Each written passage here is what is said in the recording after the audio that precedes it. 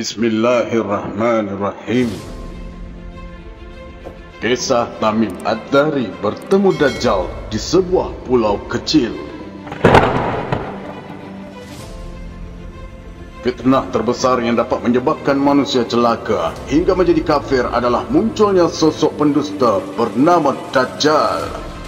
Banyak riwayat menyebutkan tanda kemunculan Dajjal termasuklah kisah Tamim Ad-Dari yang bertemu Dajjal di sebuah pulau kecil.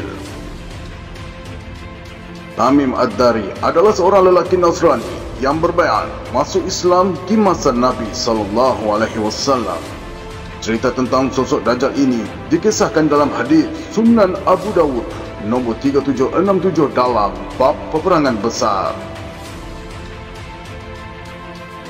Dari Fatimah binti Qais berkata, pada suatu malam pernah Rasulullah SAW mengakhirkan solat Isya-nya yang terakhir, lalu keluar dan bersabda, sesungguhnya yang menghalangiku, yakni untuk segera keluar, adalah kisah yang diceritakan oleh Tamim Ad-Dari kepadaku dari seorang laki-laki yang berada di sebuah pulau dari gugusan pulau-pulau. Sebelum bertemu dengan Dajjal, Tamim Ad-Dari mengaku bertemu dengan Al-Jassasah, makhluk berbulu, yakni berambut lebat.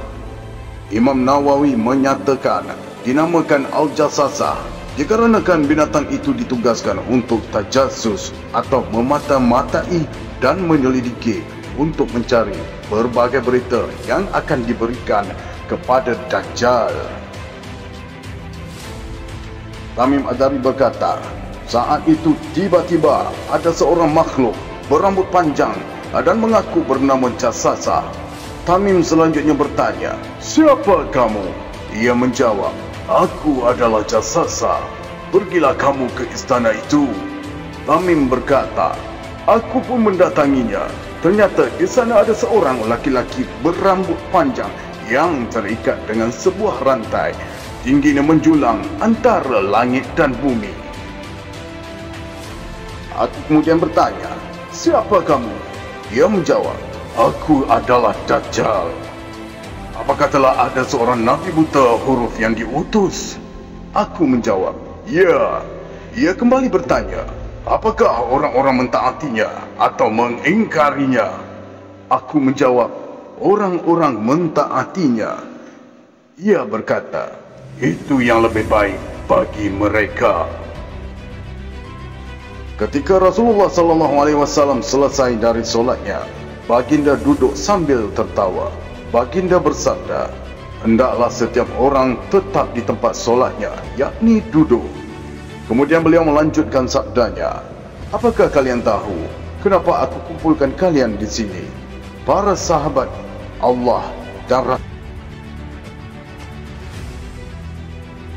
Baginda bersabda, aku kumpulkan kalian bukan atas sesuatu yang membuat takut atau senang. Namun, aku kumpulkan kalian adalah kerana Tamim Ad-Dari, seorang lelaki Nasrani yang datang dan berbaiat masuk Islam, menceritakan kepadaku sebuah kisah yang mirip dengan cerita yang pernah aku ceritakan kepada kalian tentang Dajjal. Dia ceritakan kepadaku bahawasanya dia pernah menaiki sebuah perahu bersama 30 laki-laki dari kaum Laqam dan Juzam. Mereka kemudian diombang-ambingkan oleh ombak selama 1 bulan di tengah laut sampai akhirnya mereka menepi ke sebuah pulau saat matahari terbenam. Mereka lantas duduk di sisi kapal mereka. Setelah itu mereka bergegas memasuki pulau tersebut hingga akhirnya bertemu dengan binatang melata besar dan berbulu lebat. Mereka berkata, celaka engkau, siapa kamu ini? Binatang itu menjawab, aku adalah Jassasah. Temuilah laki-laki yang ada di dalam sebuah gua kerana ia sangat berkeinginan untuk mendengar berita dari kalian. Tamim berkata, saat ia menyebut laki-laki, maka kami ketakutan. Jikalau dia adalah syaitan, lalu kami cepat pergi hingga memasuki gua tersebut. Dan ternyata di dalamnya terdapat manusia yang paling besar yang pernah kami lihat. Talinya yang sangat kuat dan tangannya menyatu dengan leher, yakni terikat dengan rantai. Lalu perawi menyebutkan hadis tersebut dengan lengkap. Manusia besar yakni Dajjal itu bertanya kepada mereka tentang Nahal Baisan, iaitu nama tempat dekat Yordania, mata air Zulghar, yakni nama tempat di Syam, dan seorang nabi yang buta huruf. Manusia besar itu berkata, "Aku adalah Al-Masih Dajjal dan hampir-hampir aku mendapat izin untuk segera keluar." Nabi SAW bersabda, sesungguhnya ia, yakni Dajjal, berada di Laut Syam atau Laut Yaman. Bahkan ia akan muncul dari arah timur tempat ia berasal. Baginda mengucapkan hingga 2 kali seraya menunjuk ke arah timur. Fitnah besar jelang kiamat. Rasulullah SAW bercerita tentang fitnah besar di akhir zaman. Beliau bercerita panjang lebar seputar fitnah hingga beliau menyebutkan tentang fitnah Al-Ahlaz. Seorang laki-laki lalu bertanya, "Wahai Rasulullah, apa itu fitnah Al-Ahlaz?" Beliau menjawab, adanya permusuhan dalam peperangan, kemudian fitnah kesenangan yang asapnya muncul dari bawah kedua kaki seorang laki-laki ahli bayatku. Ia mengaku dari keturunanku, padahal bukan. Wali-waliku hanya orang-orang yang bertakwa. Kemudian orang-orang akan berdamai pada seorang laki-laki layaknya pangkal paha yang bertumpuk di tulang rusuk.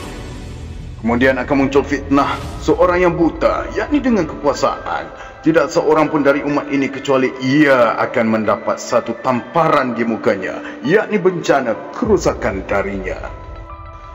Ketika fitnah itu telah dianggap usai, namun fitnah tersebut justru berkelanjutan. Seorang laki-laki yang paginya beriman menjadi kafir di waktu malam, sehingga manusia akan menjadi 2 kelompok. Sekelompok orang yang beriman dan tidak ada kemunafikan dalam keimanannya, dan sekelompok orang yang penuh kemunafikan dan tidak ada keimanan padanya. Jika kondisi kalian sudah begitu, maka tunggulah munculnya Dajjal pada hari itu atau keesokan harinya. Sunan Abu Dawud nombor 3704.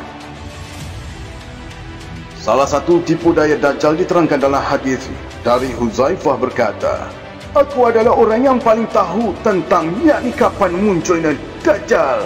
Sesungguhnya Dajjal mempunyai lautan dari air dan sungai dari api.